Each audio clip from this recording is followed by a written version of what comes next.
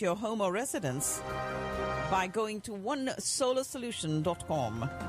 Bringing you the world news coming up next. This is Radio Caravan, the world news read by Shabnam Modgil. In all of these 10 months, the COVID-19 pandemic has spared no one, from the general masses to global leaders and celebrities. In the latest, President Trump, constantly criticized for downplaying the risk factors and taking the viral infection lightly, has now been admitted to a hospital where, according to reports, he's recovering and responding well to treatment plans. But at age 74, there is the risk of pre-existing health conditions, including blood pressure, obesity and gender, that are putting him at a higher risk for developing severe COVID, and hence immediately he was shifted to the hospital. Reports emerged that the president was put on an experimental therapy which involved a cocktail of antibody and antiviral medicines, medically referred to as the REGN-COV2. The experimental therapy is being praised for wonderful benefits in lowering viral load in the body. President Trump's health improving as he responds to treatment for COVID-19 in the Walter Reed National Military Medical Center, and his doctors think he could return to the White House as early as today. A multidisciplinary medical team is engaged in state-of-the-art monitoring of the president and looking for any evidence of complications from the coronavirus or from therapies that are being used to treat him. Infected and contagious, he briefly ventured out in a motorcade yesterday to salute cheering supporters, a move that disregarded precautions meant to contain the deadly virus that has forced his hospitalization and killed more than 209,000 Americans. Hours earlier, his medical team reported that his blood oxygen level had dropped suddenly twice in recent days, and that they gave him a steroid typically only recommended for the very sick. Still, the doctor said his health is improving and that he could be discharged as early as today. In an optimistic briefing on President Trump's condition, White House physician Dr. Sean Conley admitted to reporters he had tried to conceal the fact that the president had received oxygen at the White House on Friday. He was joined by the members of the president's medical team at the Walter Reed National Military Medical Center and said that President Trump was continuing to improve and could be discharged soon.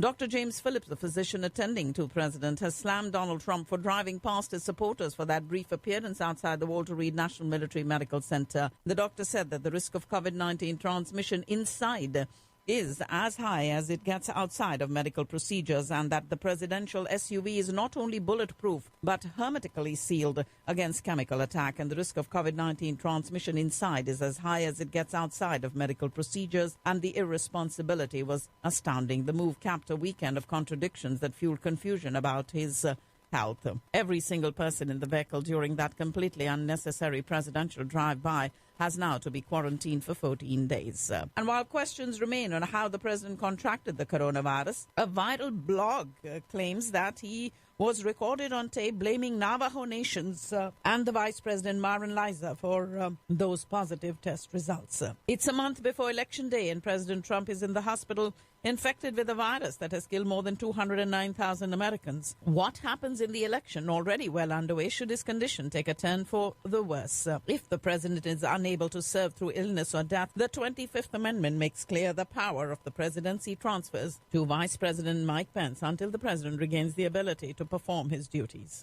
Democrat Joe Biden opened his widest lead in a month in the U.S. presidential race after President Trump tested positive for the coronavirus. And Barack and Michelle Obama used their anniversary as a reason to urge people to vote in the upcoming elections. Over the weekend, the former president and his wife celebrated their 28th wedding anniversary. A letter signed by 1,513 Rhodes College alums challenges Amy Coney Barrett's nomination in a letter, this arguing that her record does not reflect the values of the school she and the alums attended.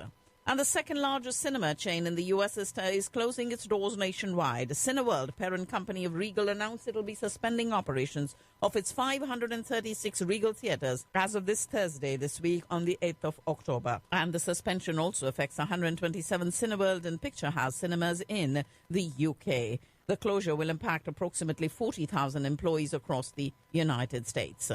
With a sum total of $43 million, Modern Family's Sofia Vergara has topped the Forbes ranking of highest paid actress in the world this year.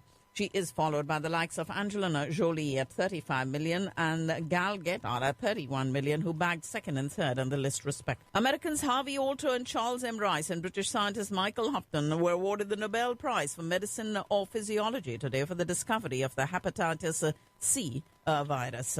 And more than 2,000 migrants dropped their bid to reach the United States after Guatemala threatened to expel them out of concern they might spread COVID-19. Pro-Armenia protesters blocked both sides of the 101 freeway in Los Angeles as clashes between Armenian and Azerbaijani forces were raging over the disputed region as fears grew for civilians after the two sides shelled major cities. Azerbaijan said that Armenian armed forces had shelled its second city of Ganja in a major new escalation of the conflict in the South Caucasus. And a suicide attack targeting an Afghan provincial governor killed at least 8 people this morning.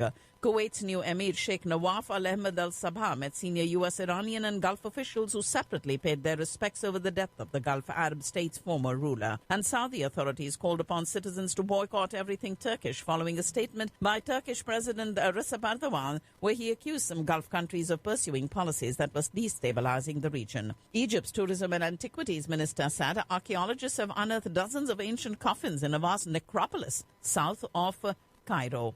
And Malian authorities have released 180 Islamic extremists from a prison in the capital and flown them to the country's north.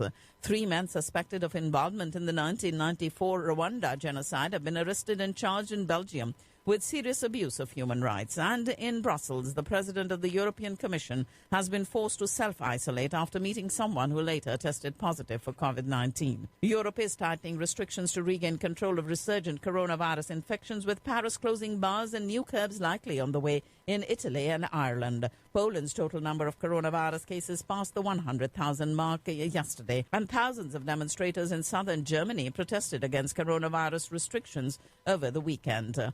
Armin Laschet is fast emerging as the front-runner in the race to be the ruling Christian Democrats' candidate for chancellor in Germany's federal election next year after Angela Merkel steps down.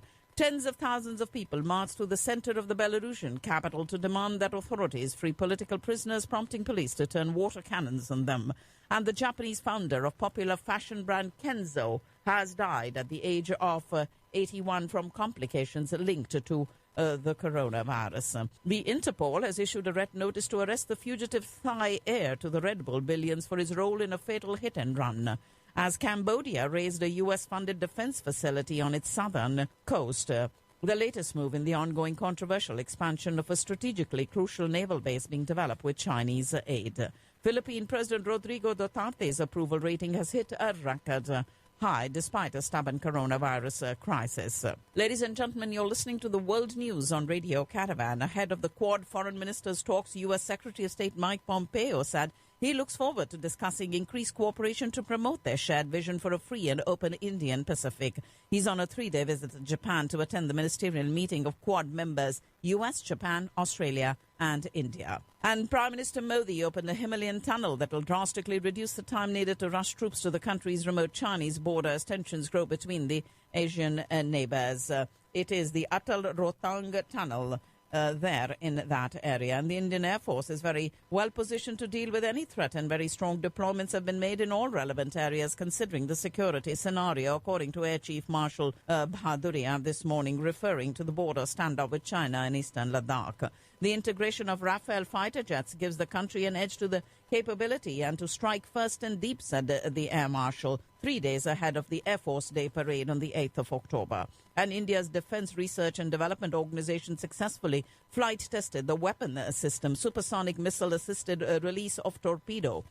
We do have liquor baron Vijay Mallya's extradition from the UK to India delayed due to fresh secret proceedings which have commenced in the UK, and the next hearing will be on the 2nd of November. Royal Challengers Bangalore captain Virat Kohli roared back to form in the previous game against the Rajasthan Royals, and he went on to hammer an unbeaten 72 to help his side chase down a total of 159 in Abu Dhabi, and now the leading run scorer is what he's waiting to be at the IPL with 5,502 runs in 181 games, has a chance to make history against the Delhi Capitals today. The total coronavirus cases mounted to over 6 million, as India is still registering the highest number of daily cases globally, but the recovery rate at more than 84%. COVID-19 infections in India continue to fall for the third straight week.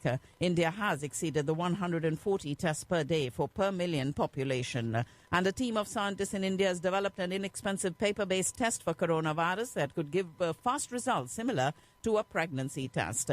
Tata Consultancy Services became the second Indian firm after Reliance Industries to attain a market valuation of more than 10 lakh crore rupees. And politics continues to escalate over the Hathras case. Ink was thrown at the Aam Aadmi Party leader Sanjay Singh in Hathras. And former actor Vishal Anand has died after a prolonged illness.